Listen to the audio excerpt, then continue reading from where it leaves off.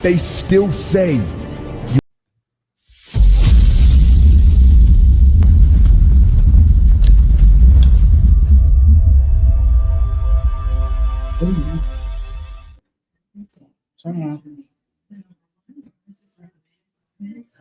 Welcome in, guys. It's Brad with College SportsCast.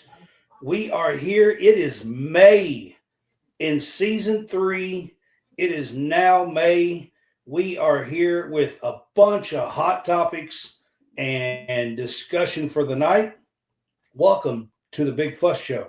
Can I please have your attention? There's all a commotion around here. What are you talking about? Let them yap at you. It's actually very exciting. Welcome in, guys. It's Brad with College SportsCast. We are here for the Big Fuss Show, and we are at week 37, season 3, John Hammonds. Yeah, it's going by pretty quick. It's crazy that we are that far in.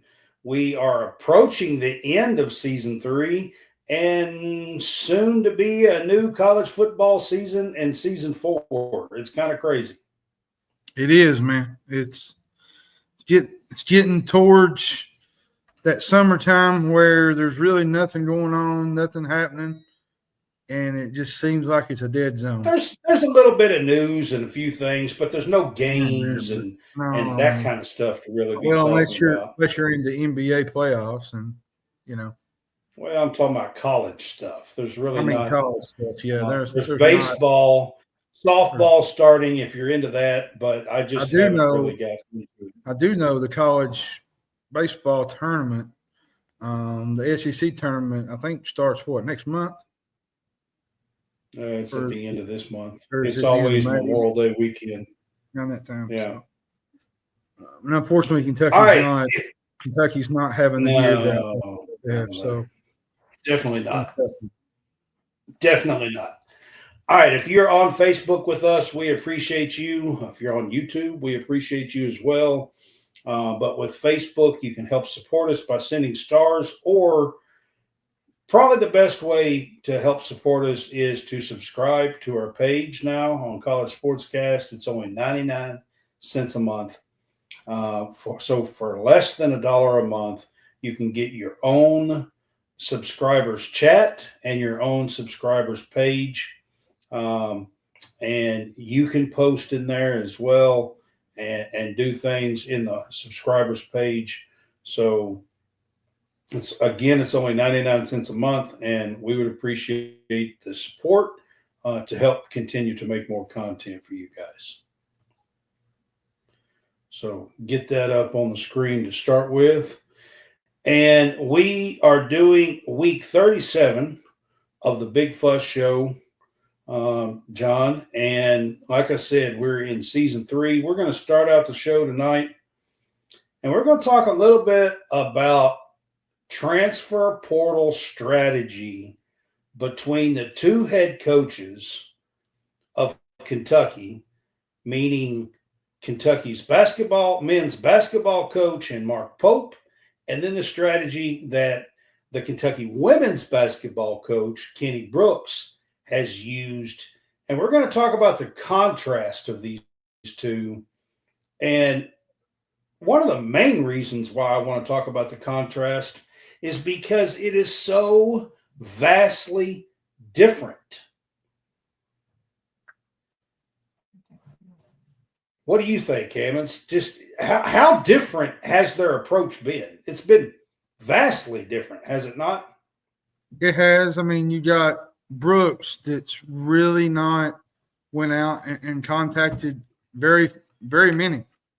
And it seems like, Mark Pope has went out and contacted, the mass 300, 400, something. He's trying to put together an army. Yeah, basically. It's basically a football team, basically. But, here's my thing, though, Brett. With that many players looking for minutes, you're going to have to find a way to keep everybody happy. You got. John, I'm going to get into a bunch of stuff here with this, but the first thing I want to say is this. So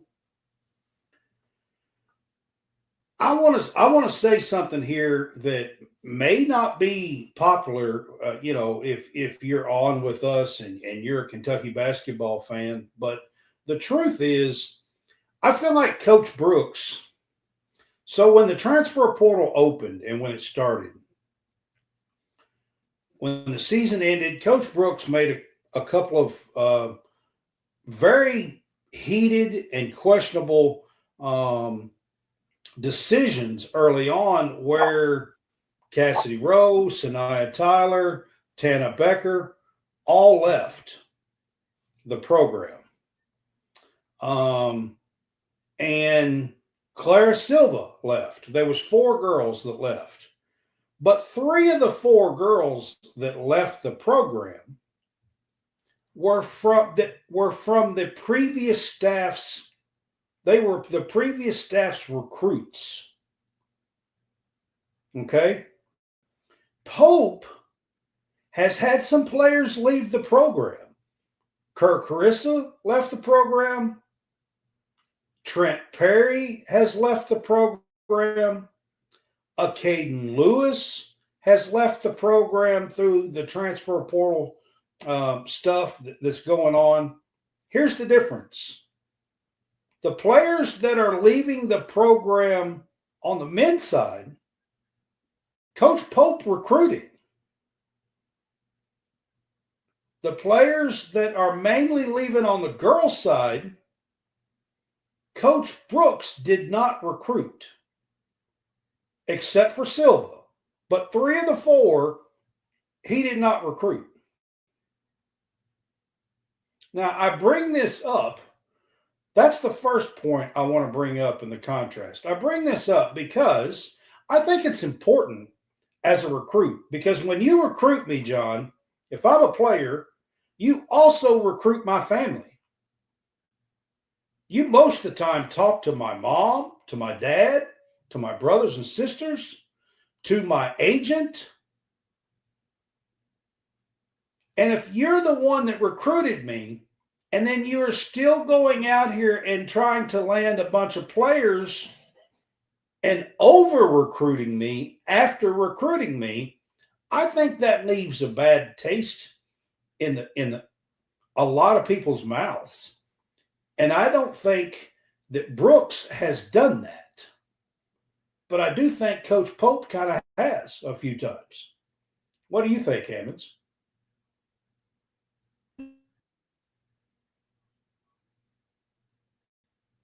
You're muted.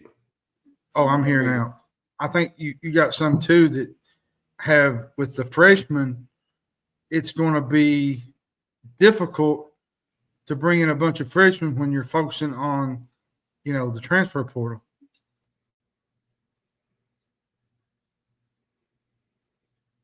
Well,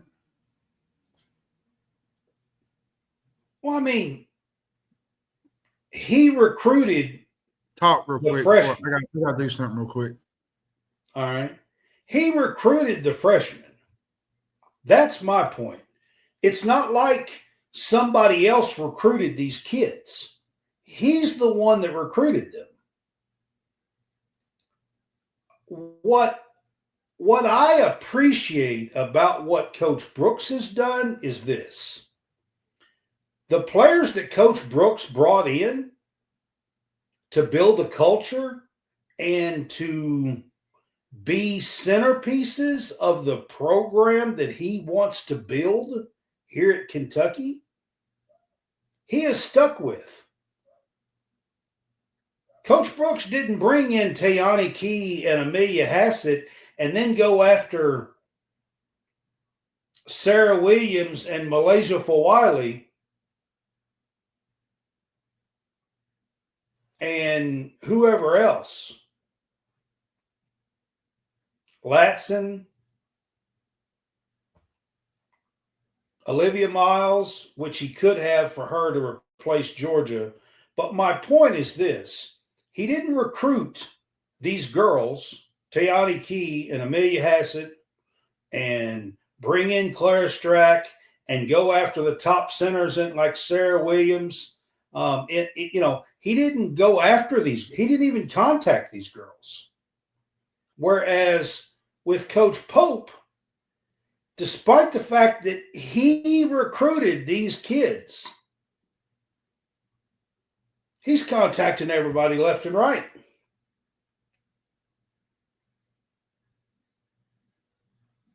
And bringing in, trying to get them here on campus and Zoom calls and anything else he can get hold of, and trying to get them here and contacting them and doing whatever.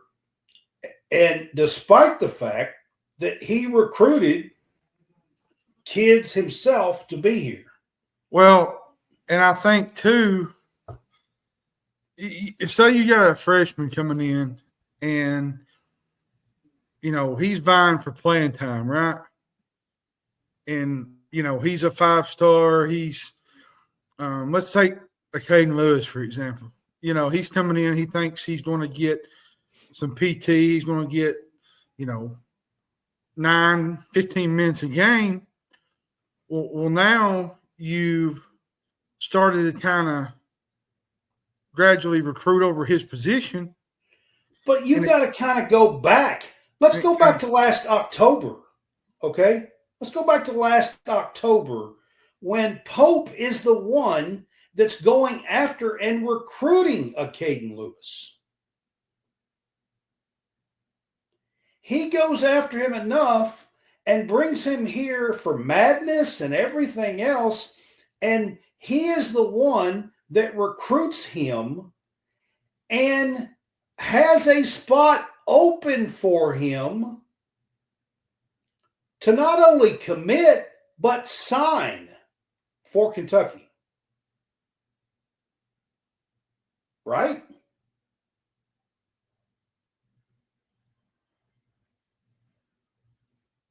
I mean, Pope is the one that did that.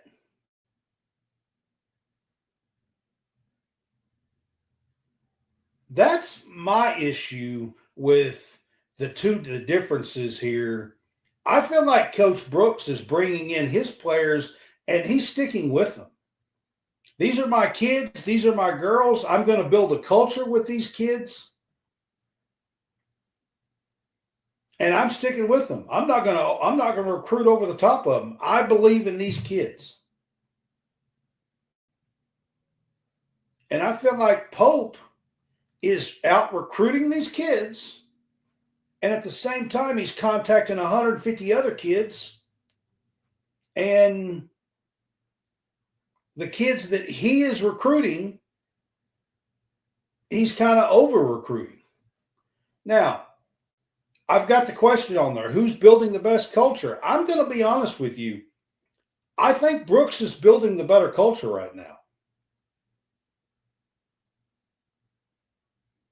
If you talk about looking at the program and looking at some continuity, bringing some kids back,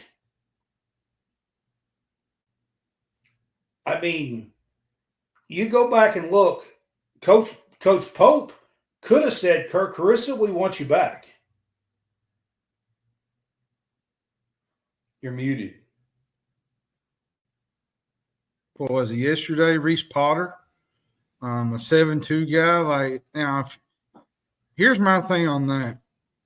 While we're on this, if he's your 5th or 6th best option off the, big man off the bench, then, I mean, decent, but is he going to actually play? And are you helping the kid? Are you helping this kid? Unless he's going to be here for practice, red shirt type thing, just, practice with the team, travel with the team, might be a developmental piece. And from what I heard somebody say yesterday, somebody said that he was a Kentucky kid. He is. He's from Lexington. I think he played at Lexington Catholic. He did. I think you want to bring a kid like that around, and And now you got the whole Travis Perry thing going to Ole Miss, which I think it was best for Travis, but I think there was some stuff floating around out there that Pope kicked him off the team. Pope did that, and I don't think Pope did that. I think Travis seen the writing on the wall with all the guards coming back. Yeah, but I think that is an issue. I feel like that's an issue. I don't care if Pope said it or not. He didn't have to say it with his actions and what he was doing and still going after people and, and bringing in guards. And, I mean, he didn't have to say it. His actions spoke for him. It was right there in the pudding, He did, but I think, too, I felt like he did what was needed for the program too, though. I mean, he's. See, I don't know, John. I have an issue with some of the stuff that's going on. Well, really you're old school, Brad. I've known you. You're very old school when it comes to this stuff. This is the new age of basketball.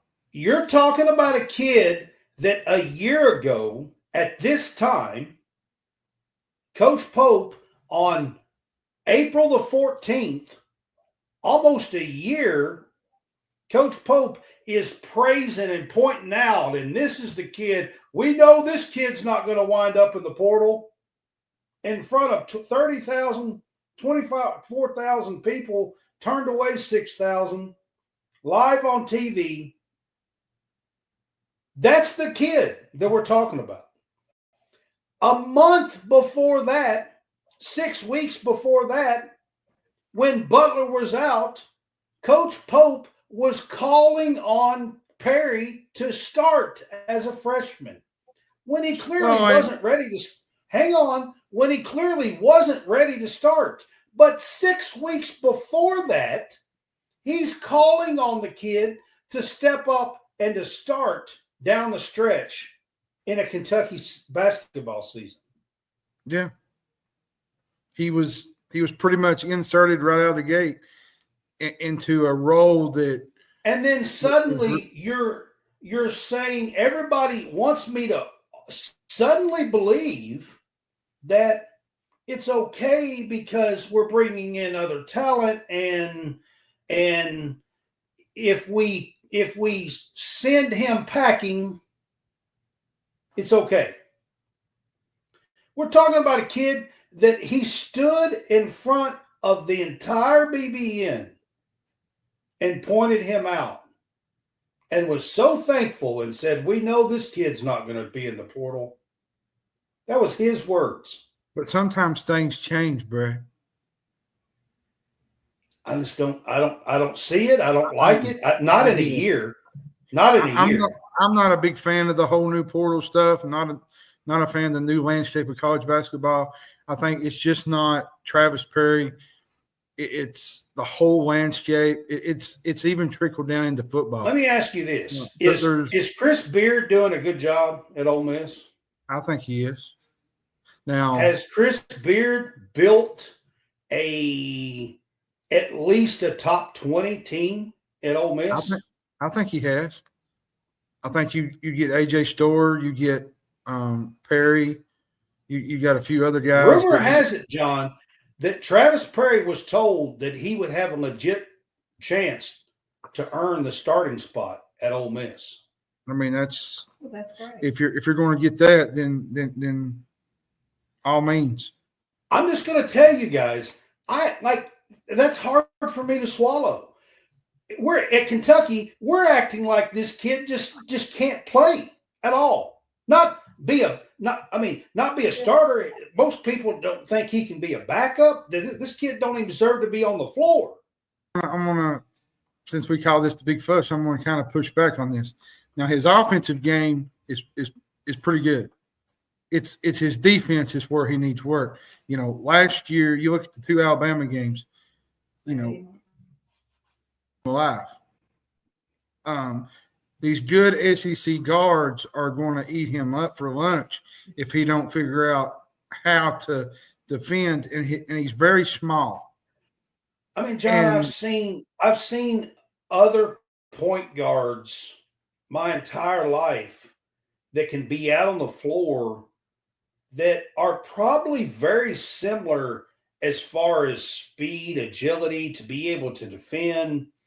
I mean, I don't know. Travis I is a mean, little slower, and I don't mean that do to y'all be. do y'all remember Patrick Sparks, or do y'all remember Travis Ford? Or I mean, these were pretty damn good players, and These they guys weren't were the fastest kids. these were a little bit quicker guys than Travis Perry was. Travis is a little slow, Brad. And I think his shooting is there.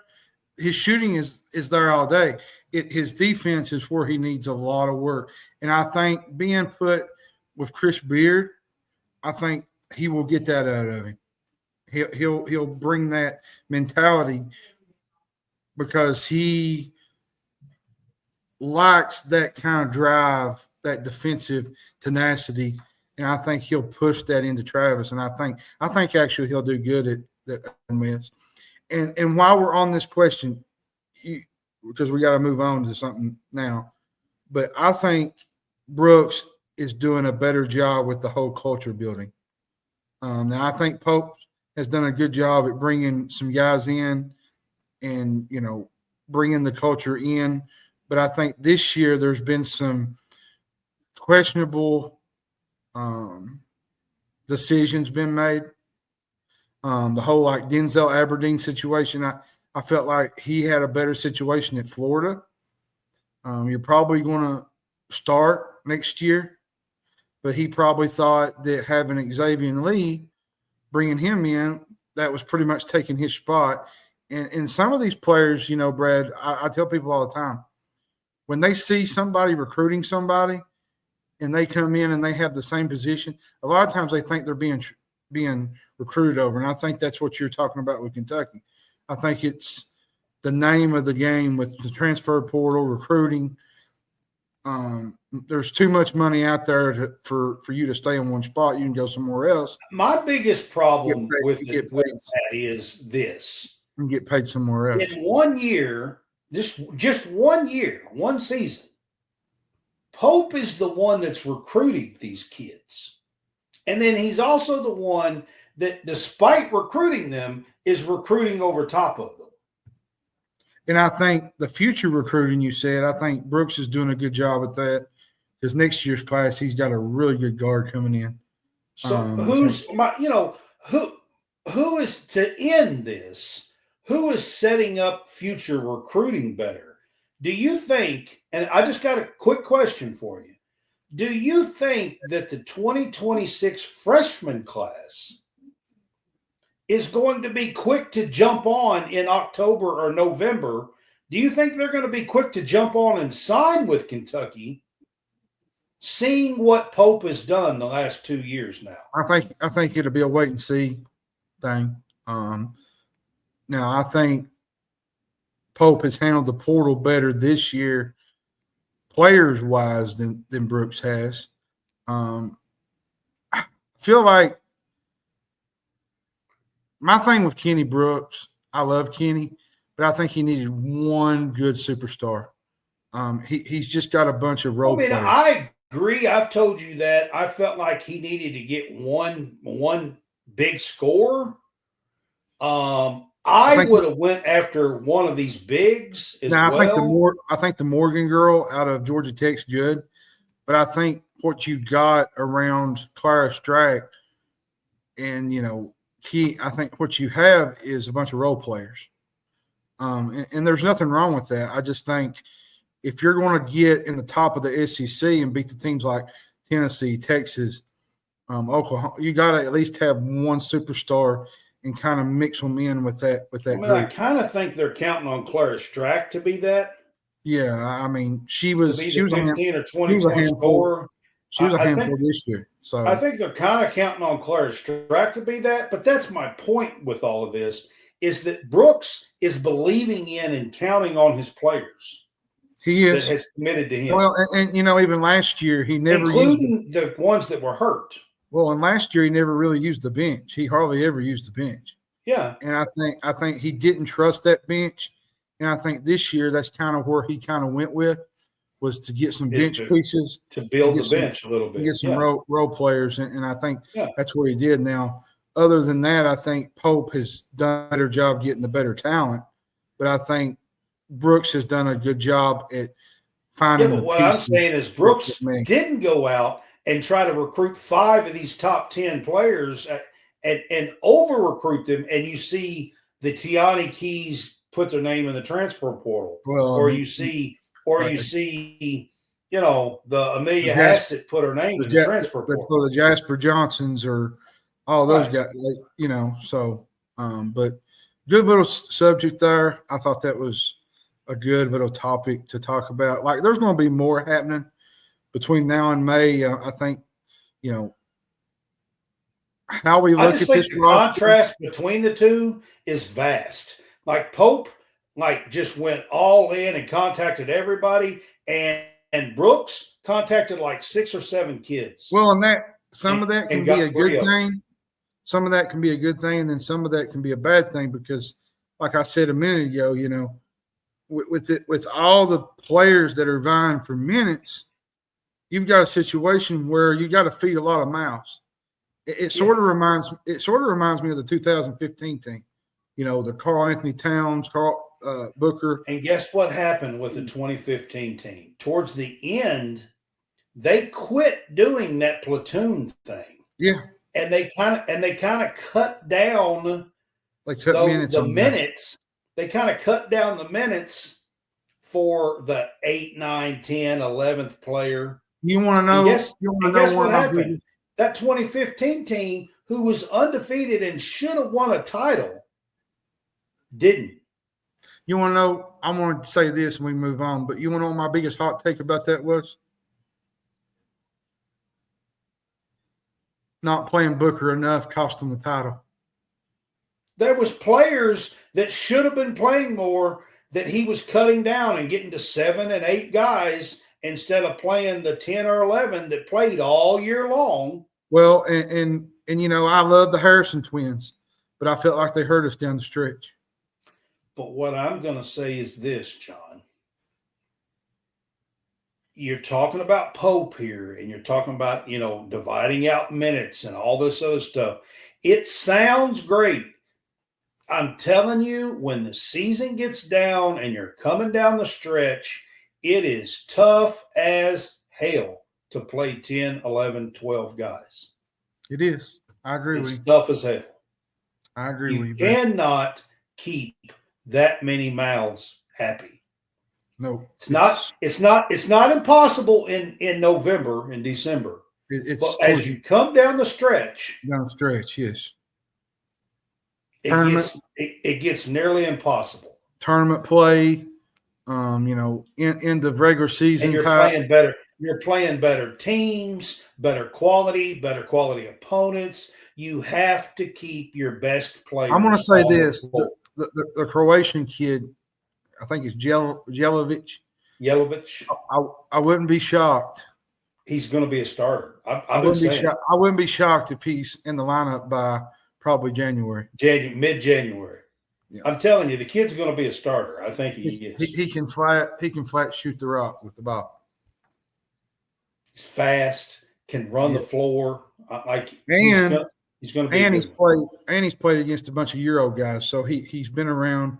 He knows what the system Pope's trying to run. So, and it's he's played against a bunch of pros. So, yep. All right, we're going to move on. 30 minutes on the Kentucky topic, so we're going to move on. Got several other things here to talk about. So the NCAA settlement, the revenue sharing settlement, is hanging on by a thread, to be quite honest with you. The judge, I think her name is Watkins, I believe is her name. The decision is looming, and by that I mean this. So roster limits has become a huge, huge issue with this settlement. She has said, the judge 2 weeks ago, or close to 2 weeks ago, said she was not approving the settlement. And she gave the NCAA and the lawyers 2 weeks, 14 days. It's getting close to adjust these new roster limits. What's wrong with the roster limits is there is a lot of smaller sports who are getting cut, scholarships who are getting cut. Okay, let's take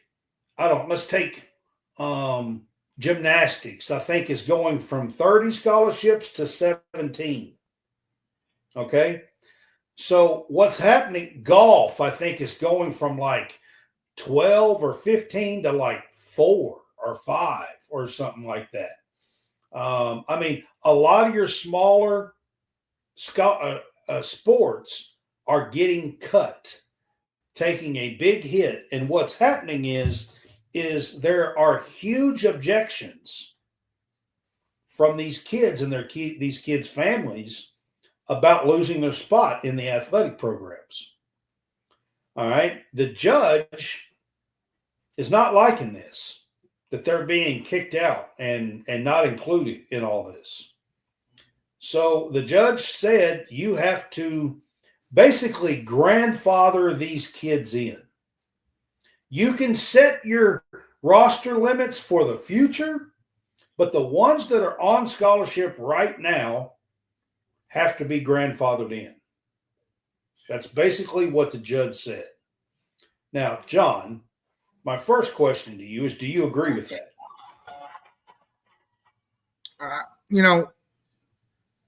Some of the smaller sports like gymnastics, like soccer, tennis, there's some schools that don't even compete at the highest level in some of these other sports like basketball, football, some of the big time sports that are heavy in, winning national championships, SEC titles, Big 12 titles. And I think cutting some of these can be detrimental to some of these scholarships because some of these schools depend on that stuff when it comes to in today's world, you got NIL and you got money. I don't care if they're playing golf or not.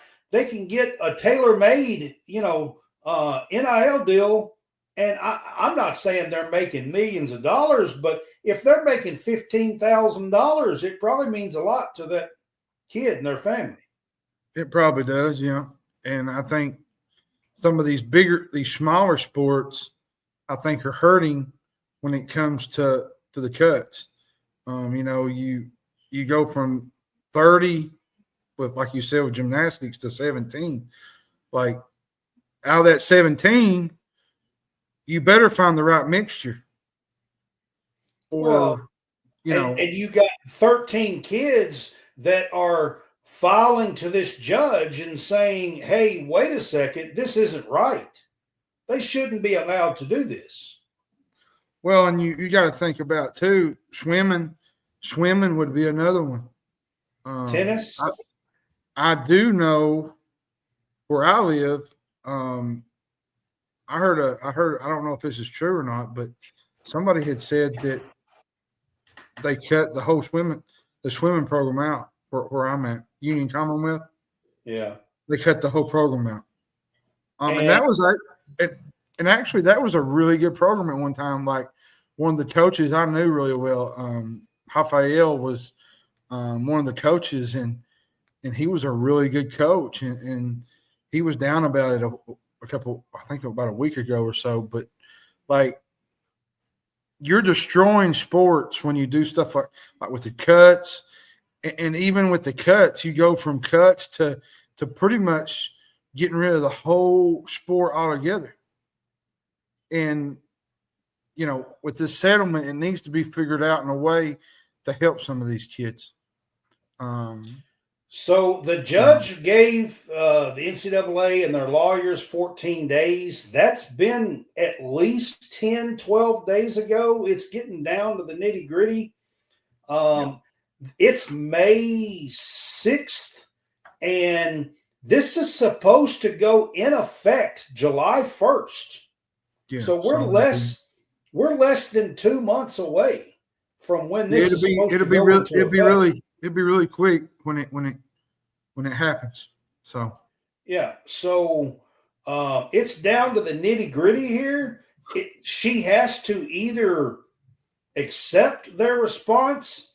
So their response is being worked out. I'm not going to get into all the details of that, but like it's hanging by a thread, and I'm not sure if this judge is going to accept their response to the kids being grandfathered in or not.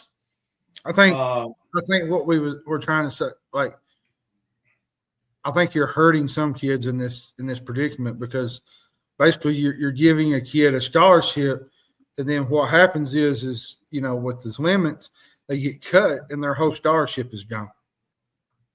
That's where I'm at with it. Like you work your tail off to get that scholarship, whether it's through gymnastics, swimming, whatever, and then you have that cut. It's like all the hard work that you've done is pretty much out the window. So the biggest deal in all this, John, is a lot of cuts have already happened. So to grandfather in, a lot of these schools are going to have to reverse cutting some of these scholarships and be like, oops, sorry, we have to invite you back on scholarship for next year. So there is a lot going on with this, to be quite honest. All right, John, we're going to move on. We're going to get into some football topics. Today, Clemson and Notre Dame announced a 12-year agreement to play each other. 12 years, John. That is a long commitment contract. It is. Well, so it starts in 2027 and runs till 2038 through 2038. Well, and I think what also helped was the ACC, the new revenue sharing model, which got that agreement done. I think, what was it? Part of the settlement, the ACC and Clemson and Florida State, they'll have like 60% of the revenue it generates from the media deals from ESPN. And they'll, put it out to the schools that proportionally. Notre Dame is tied into that because there's in their contract they're supposed to have 5 games each year. Well, and I'm going to tell you, opponents. In the games that we've seen with Notre Dame and Clemson, we've had some very high-profile games. The 2003 November, the top 20 showdown, the ACC championship game. I think they played each other in the ACC. I think it was the COVID season, I think. So they've had some history with each other, and they're going to continue that history and kind of ignite that fire. And I think this is a good thing for college football. I'd like to see some more like this. A 12-year commitment here, guys. You know what I like to see? I like to see teams like Tennessee, Notre Dame, Tennessee, Ohio State. Some of the names that we've not really seen go up against each other and have like a home and home in which now that the SEC is going to go to the 12 SEC schedule, and then you got to play a Big Ten opponent. What was it? Home and home. If that happens, if that falls through, I think that's another big thing too. It gives teams a chance to play somebody that they haven't played before.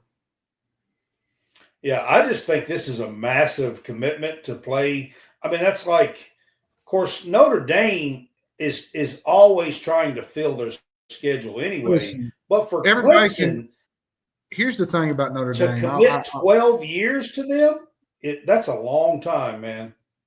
I'm going to say this about Notre Dame. Everybody hates Notre Dame. Like they're the Yankees of college football, basically.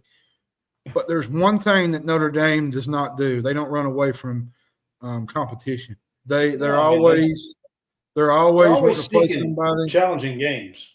They're always looking for a game. So, football Jesus. They have to. They don't have a conference. They don't. They can't. They can't. They don't have 8 or 9 games scheduled for them every year. Football Jesus ain't scared of nobody, Brad. I can tell you. All right, this is a big one. The Houston Chronicle this week has reported that Texas NIL roster is going to be between $35 and $40 million in NIL in 2025 college football season, John. Most are saying it's going to be towards the high end, and it's likely to reach $40 million. You know what's crazy? You know what's crazy to me is this whole Texas, NIL, the money, is that they're bringing back Arch Manning, okay? They're bringing back – and Arch is the highest. Yeah, Arch is the highest of all. They're bringing back 12 starters from last year. Yep. That list also includes C.J. Baxter, who tore his ACL, I think, last year in practice. Didn't play. And I'm going to say this. Texas also has the second best odds to win the title next season, which they're trailing Ohio State. Go figure. Ohio State, best money team can buy. They did it again last year. Did it last year? And Ohio State is another one they're saying is approaching for. There's 6 teams that they are saying is approaching $40 million. Well, look at Ohio State last year. Texas Tech is one of them, John. They brought in Will Howard. They brought in Judkins.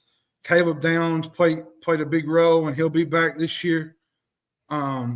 Listen, when you're competing against Texas, the Ohio States, those big schools, I think Oregon is one of them as well. Well, Oregon would be another one. It's just tough, Brett. Like, me and you talked about this the other day. Teams like Kentucky, Vanderbilt, they're lost in high weeds against this kind of competition. It's unfair. John, it's. Let's think about this with Texas, okay? Just for a minute. We're talking about this is just football, guys, okay? The Texas women's basketball team is one of the best in the country. Yep. Going out and buying players. The basketball team, they do the same thing and get players and spend money. They have a great softball team. They have a good baseball team. They have good gymnastics. They have good track and field. When you sit and figure up what they are spending in NIL, John, it has to reach $100 million or more across all athletics. I'm going to be honest with you, Brad. To me, this is unsustainable. If we're looking at it long term, we'll talk about the whole Tennessee thing coming up with the NIL, but the collective. But I think this stuff is just very unsustainable because what you got teams like, look at it last year. Ohio State and Tennessee played, okay? Ohio State had maybe a $20 million roster. It was over 20. Yeah. And Tennessee just never even competed in the game. Nope. They had nothing to attack what Ohio State had. And I think this is where you're playing against the big dogs and the little dogs, and the big dogs are barking on the porch, and the little dogs are left out in the cold with no money to spend and no NIL to deal with. And I think that's where you're seeing that, like with Kentucky, Vanderbilt, some of these middle-tier teams. Even Arkansas. Like Arkansas. Like, how do you compete football with $40 million, $20 million rosters? Like, how do you compete with that? Like, it's reaching a point. I really don't know, honestly.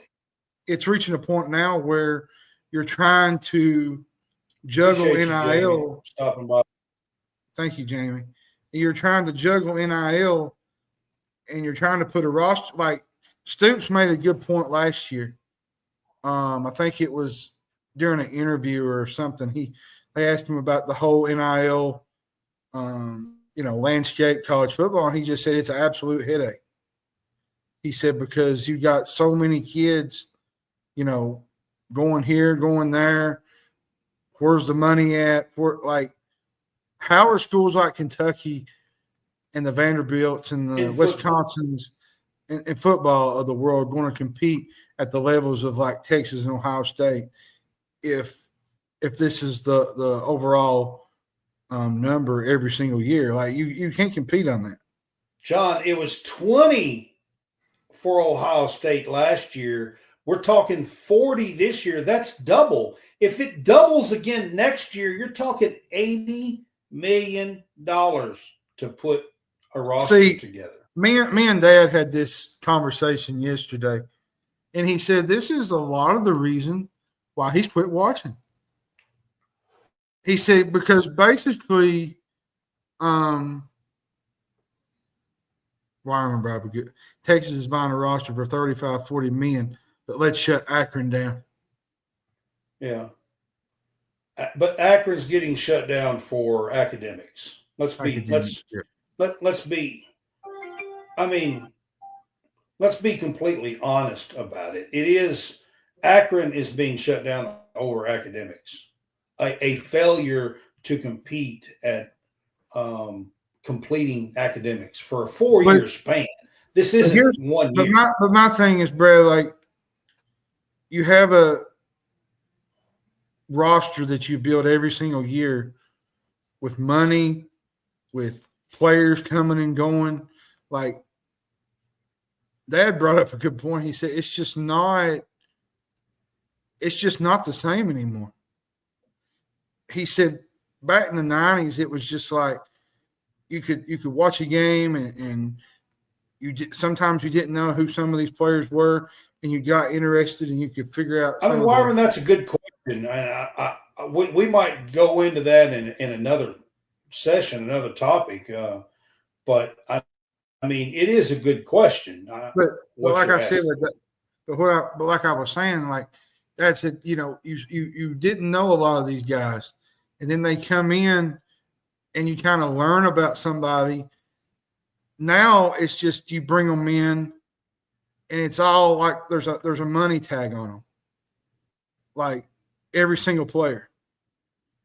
And it's just like, well, if I don't want to play this certain day, I don't have to because I'm getting paid $2.3 million to play on the football. Like the love of the game is not the same anymore. Like we've seen it in certain. I've seen it. Not.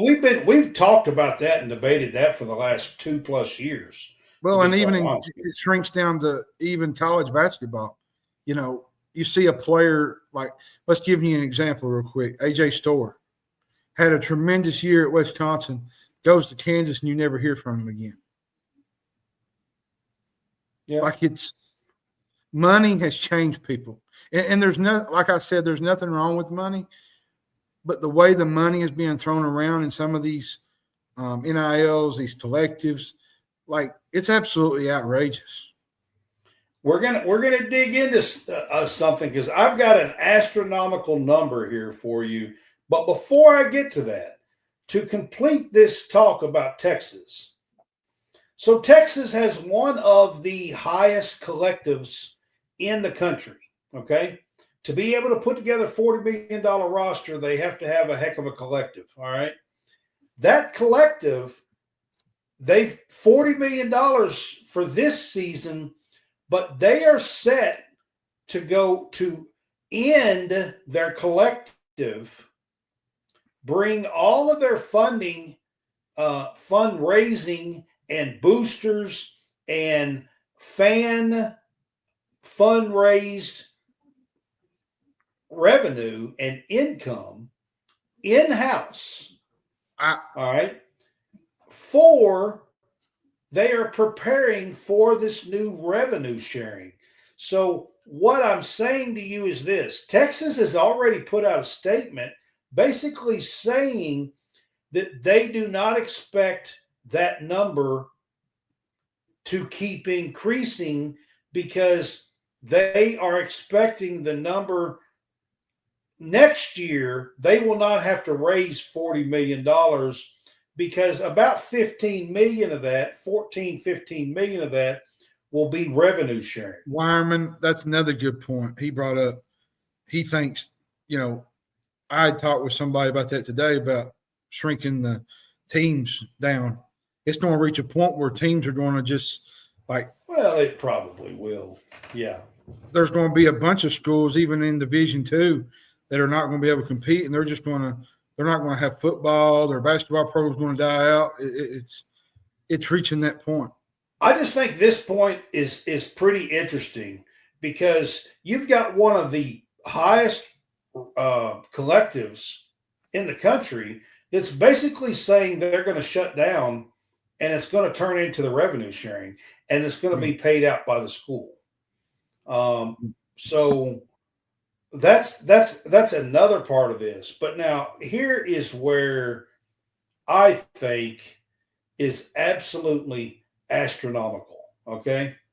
So when the report come out about the Houston Chronicle saying that Texas was spending the most money and going to have a $40 million roster, the Tennessee AD, who has that sports something collective at Tennessee that has been raising tons and tons and tons of money. They're the one that gave Nico like $10 million 2 years ago.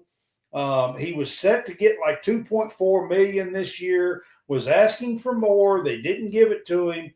But Tennessee, on top of that, now I don't know if this number's right or not, but I was told Nate Amet, that just committed to them, got a $3.2 million offer from Tennessee to commit to them. Now, having said all that, Danny White, who is the Tennessee AD, which is a great AD, by the way, come out and said that their collective, when they first started this 3 years ago, they brought in $140 million in funds from boosters and fans. And this year, in the 2024-25 calendar year, for this expanded year, 24-25, they are set to bring in $280 million in NIL funds. That's a lot of money. Did y'all hear what I just said? $280 million.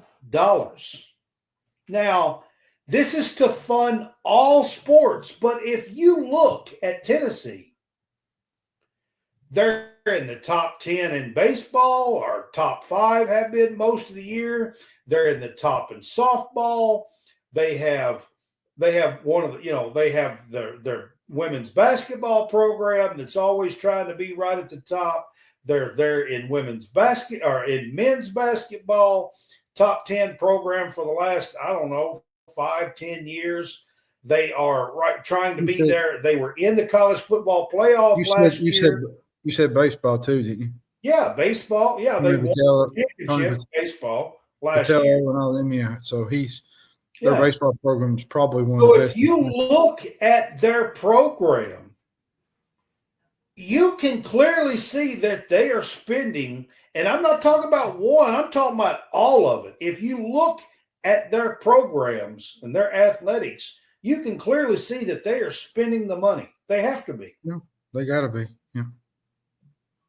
They have to be. And now that the women's team is kind of getting back to where they need to go, I think you got to look at it from the high main sports, from baseball to basketball to football. They're both all three are thriving pretty good, or four. And you gotta like where the direction's going. I just thought that number was astronomical, man. That's a lot of money, man. 208. They are set to fund $280 million for this calendar school year. That's a lot of money being thrown around there. That is insane amount of money to run, to pay players, basically, because that's what you're using it for. Yeah, that's what you're buying for, yeah. To pay players and build rosters. Now, having said that, John, the new deal settlement comes through. All of these collectives will no longer be run by or be a part of the programs. The collectives will become just for the players.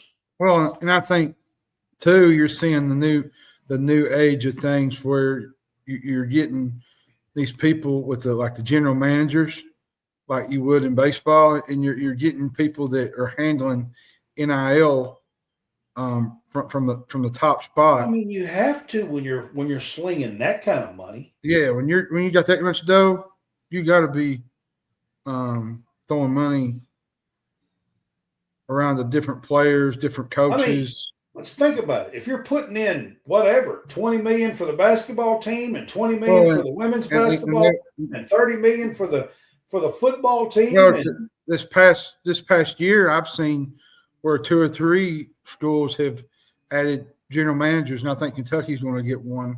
There was talk that Mark Pope was kind of working on that this summer. I think we're getting a new deal on a new field not a field house, but a center for Kentucky basketball. I think that's part of the general manager thing too. Yeah. So, all right, one last football topic. So yesterday they also announced some new ADs are being added to the college football playoff selection committee. I was going to go through and name them off. There was about 3 or 4 current ADs of schools. I think Nebraska might be one of them. Nebraska's AD. I was going to name them off, but there was about 3 or 4 current ADs added to the college football playoff selection committee. John, my question to you is this. Wasn't Trev Roberts one of them? May have been. My question to you is this. Should current active ADs even be on the selection committee? I mean, isn't that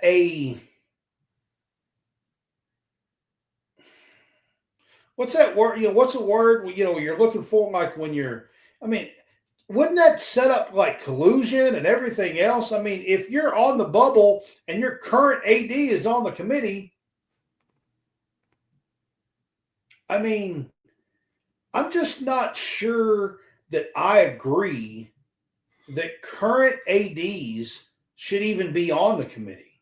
Well, and I think having somebody like that on the committee too can cause some bias and yeah, because you see it a lot of times with even the selection show stuff. I mean, did we not learn anything about the North Carolina AD on the committee for the basketball thing? Yeah, I mean, did we not learn anything with that? I think this should be a no-brainer when it comes to leaving ADs on there. I don't know, like former coaches, former ADs, former players. even Mhm. that are not, yes, they're still going to have some ties to their school. I get it, but at least they're not a current tie. Like they're not a part of the current team.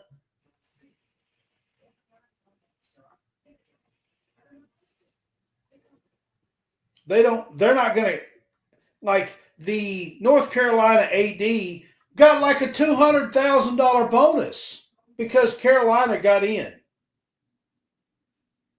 Yep. If that's not crooked, I don't know what is. Yes. Because they're putting that crap in contracts. Well, if that's not crooked, I don't know what is. Because if I'm padding my own pockets to put my school in because I have an incentive to do that, I'm doing it. we might have an issue here, guys. That's all I want to say. Yeah. Maybe we should rethink this. Just maybe. Just a little bit. Because, don't get me wrong. I like money just like the next guy. But maybe I'm doing something wrong if I'm adding $200,000 to my own pocket. Just because my school gets into the playoffs. Yeah. Just saying. Just want to throw that out there. All right, John. NBA draft combine updates. The combine list since last week when we were on has been out there. There was 75 kids. That was our 75 athletes, I guess I should say. Some of them were international players, but most of them were college players that was invited to the draft combine May the 11th through the 18th in Chicago. There's a chance that some other kids will get in. I'll get to that in a minute. But there's two names I want to throw out and ask you about that did not get in and get invites. There's three. There might be three, but two that kind of go together that I have got to ask you about. Caleb Love and RJ Davis were both left off the NBA draft combine list. Do you find that, like, these two kids 3 years ago could have left college and probably went and made some money in pros 3 years ago? They have stuck it out, stuck in college, stayed in college. Caleb Love transferred to Arizona, spent 2 or 3 years out there. RJ Davis stayed and for 5 years at North Carolina. They got into some messes with each other. That's the reason why Caleb Love transferred out. But that's not really what I'm talking about here. They did get invited. They did get invited to the G League thing. The next one, yes. But I think my surprise is they're not in the top 75. Well, you had Davis. He was an All-American in 23-24.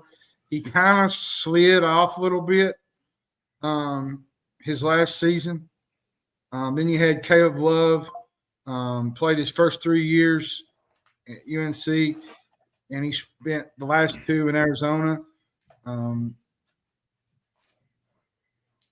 I just thought it was really, like, you talk about 2 snubs that I thought should have been on the list. I think you have to look at them because there was a lot between these two. You had scoring, assists, big game moment. Point guards, running a team. You got at least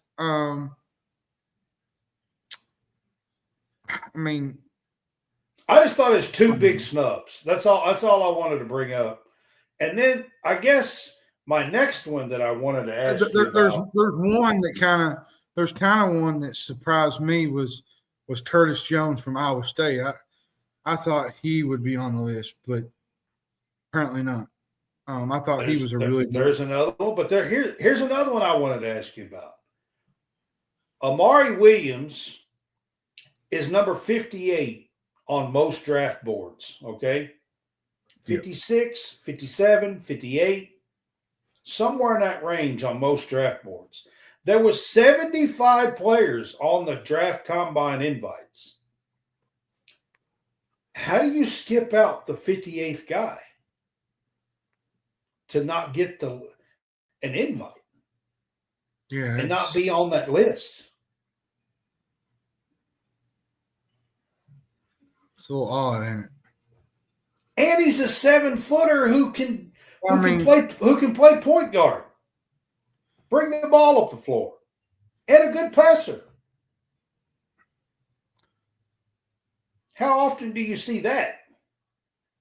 Not very. It's very rare.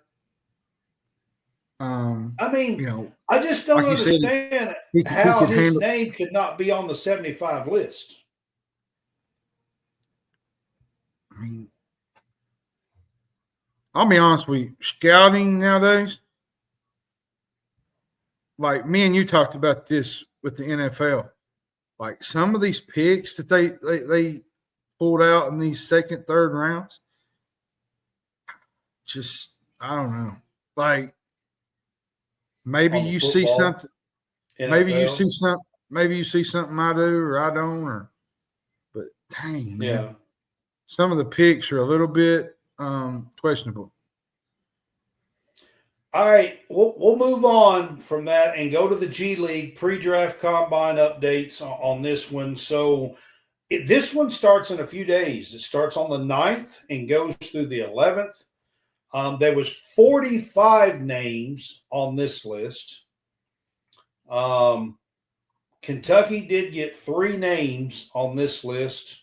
Lamont Butler was one of them. Amari Williams, who I was just talking about, got left off the NBA draft combine list, was the first name. Jalen Lowe, the projected point guard that's coming in, was invited to the G League combine here. And then a late add was Lamont Butler. I think that was yesterday. Yesterday. Good for Butler. Yeah. Lamont Butler was a late add to this pre-draft combine. Now, this G League pre-draft combine.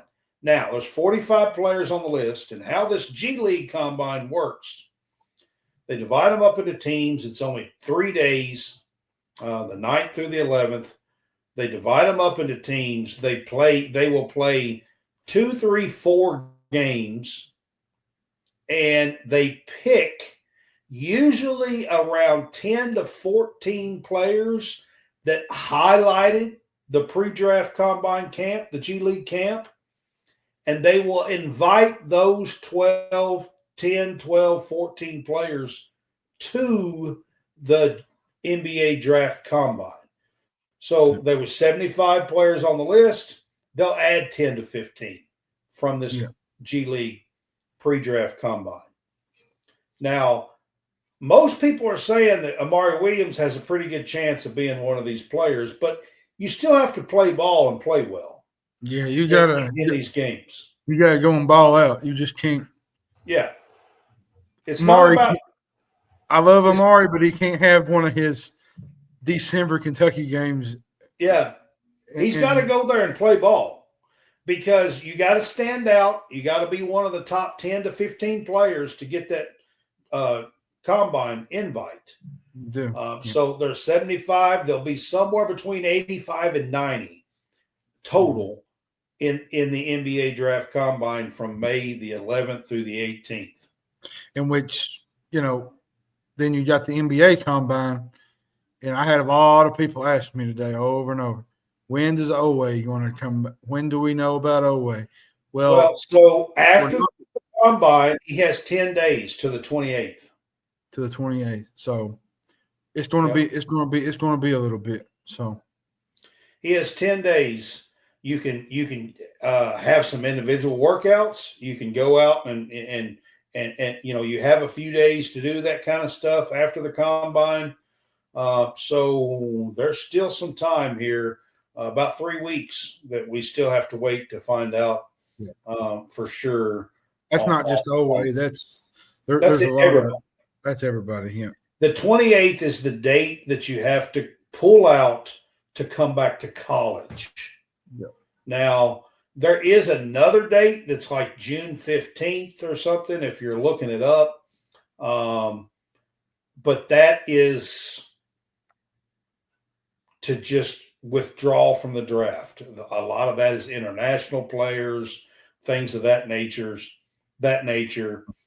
can pull out of the draft and still do it next year. Okay. But if you're going to come back and go to college, you have to do it by May 28th. Yeah. All right, John, did you see that Mr. Golden, Mr.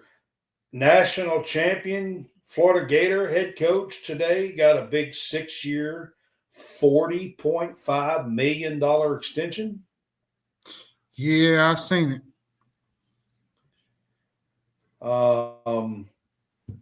Big payday for a very young coach, guys. Like, he's not even 40.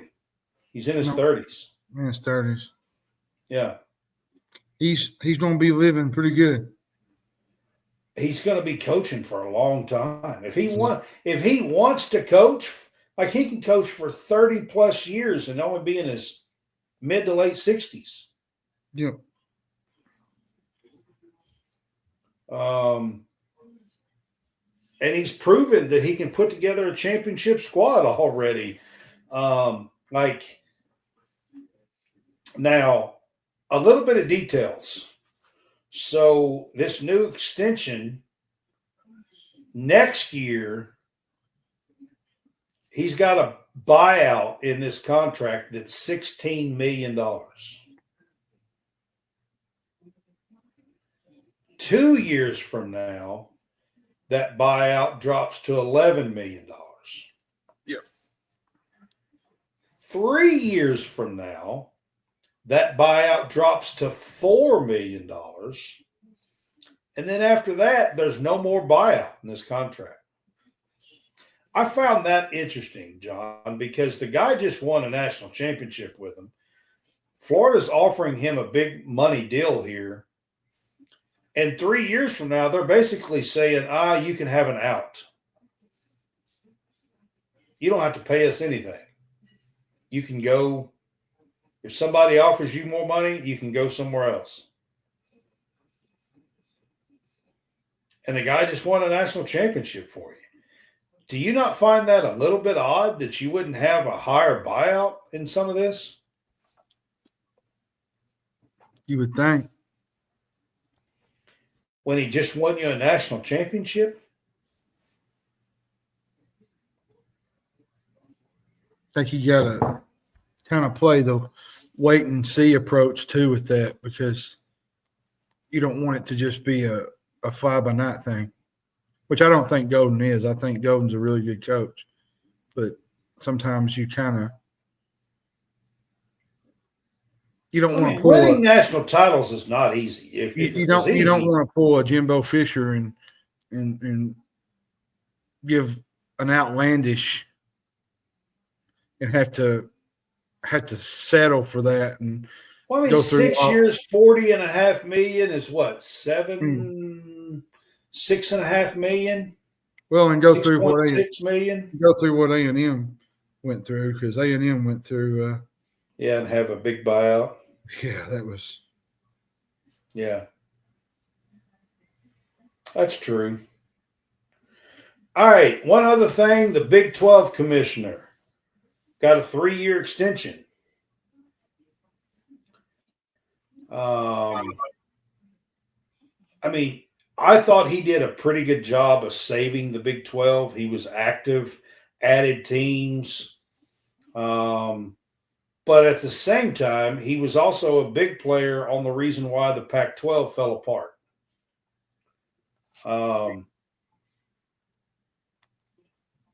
But the Big 12 likes what he did as far as saving their butt when Texas and Oklahoma decided to leave. I'm not saying that the Big 12 is back to where they were with Texas and Oklahoma, but they are at least surviving.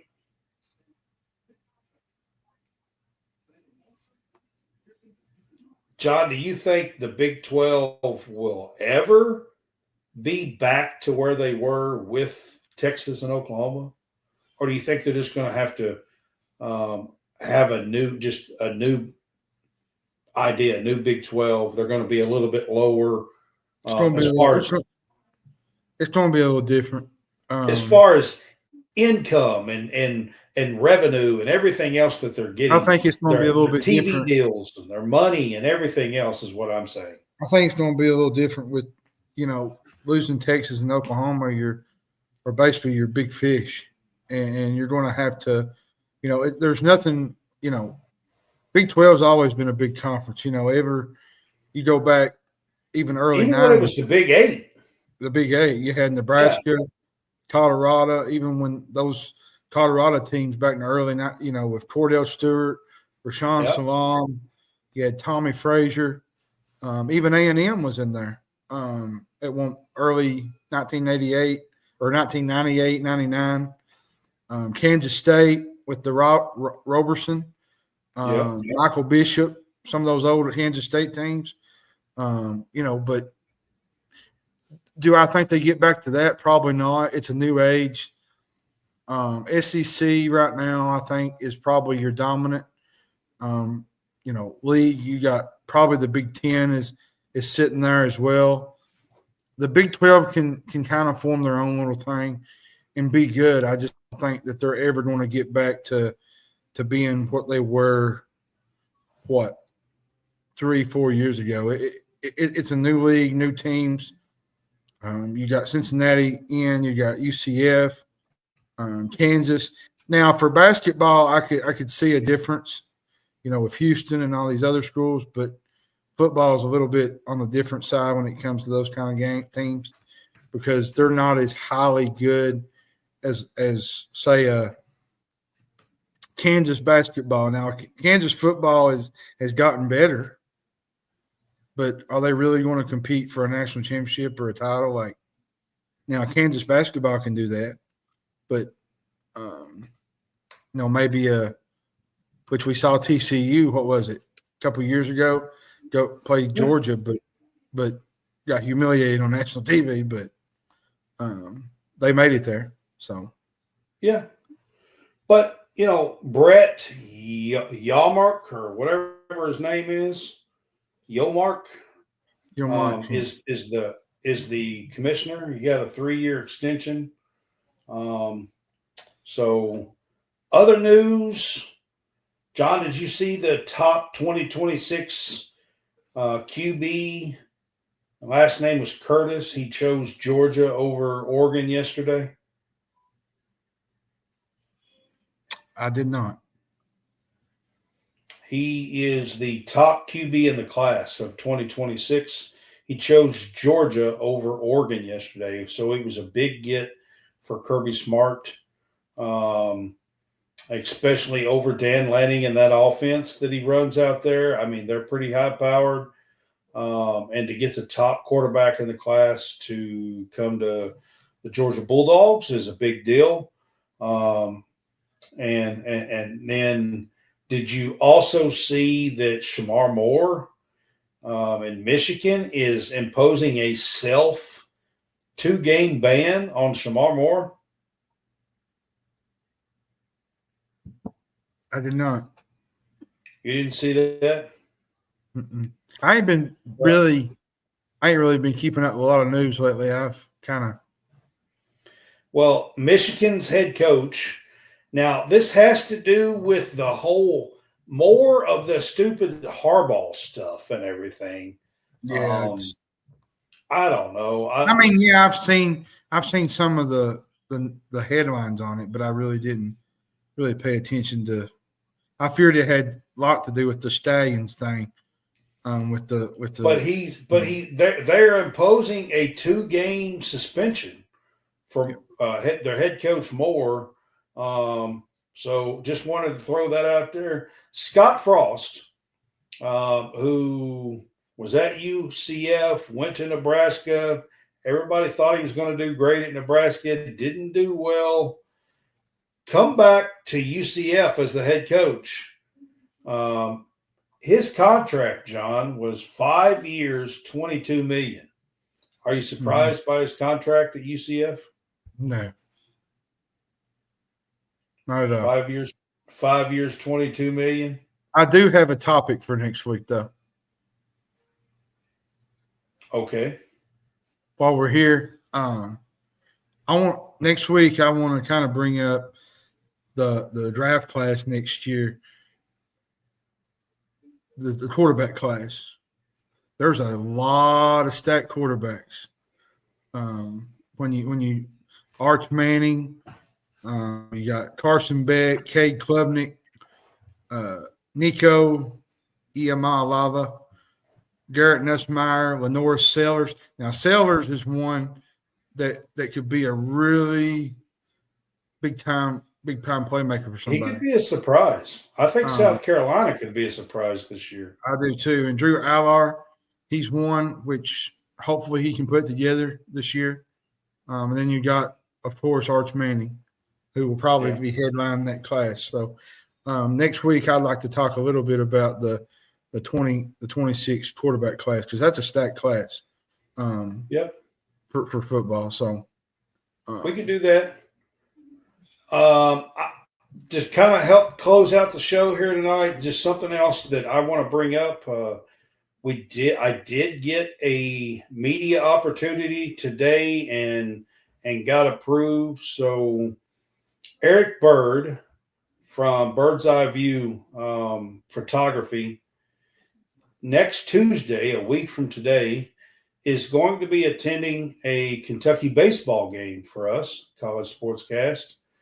And he is going to be going there as a photographer for College SportsCast and himself, Bird's Eye View, and going to be covering the Kentucky versus Northern Kentucky game next Tuesday at KPP, Kentucky Proud Park. And just want to throw that out there and let you guys know we are still working. We're still in media. We are still working towards media opportunities. I got to give a huge shout out to Eric Bird for kind of jumping on board here with us and helping us build a professional photography portfolio. He is going to be doing some media opportunities for us this coming year as well. And I just want to give a shout out to Eric Bird. By the way, did you see where Cracker Barrel's bringing back the campfire meals? No, but they're delicious. They're coming back. I remember having them. They're delicious. Yeah, I just wanted you to know they're. You can have, I think, a campfire shrimp skillet, campfire chicken, corn on the cob with red skin potatoes. You're talking about good stuff, man. Yeah, that is good stuff. You might want to say for dessert. So next Tuesday, guys, be on the lookout for us. I'm going to be having some photos to share with you guys. It's going to be on Kentucky baseball versus Northern Kentucky next Tuesday. We also, Eric and I, started a new Instagram today. It is College SportsCast Flicks.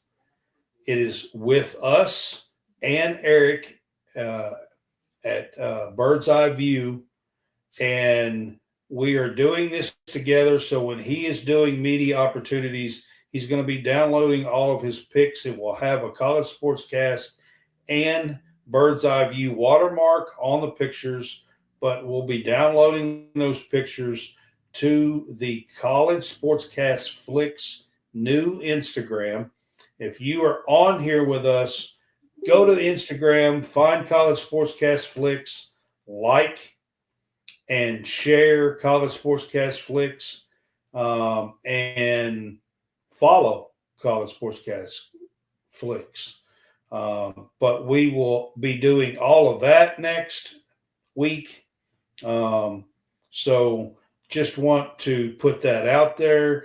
We are grateful to Eric and Eric Bird and doing all that for us.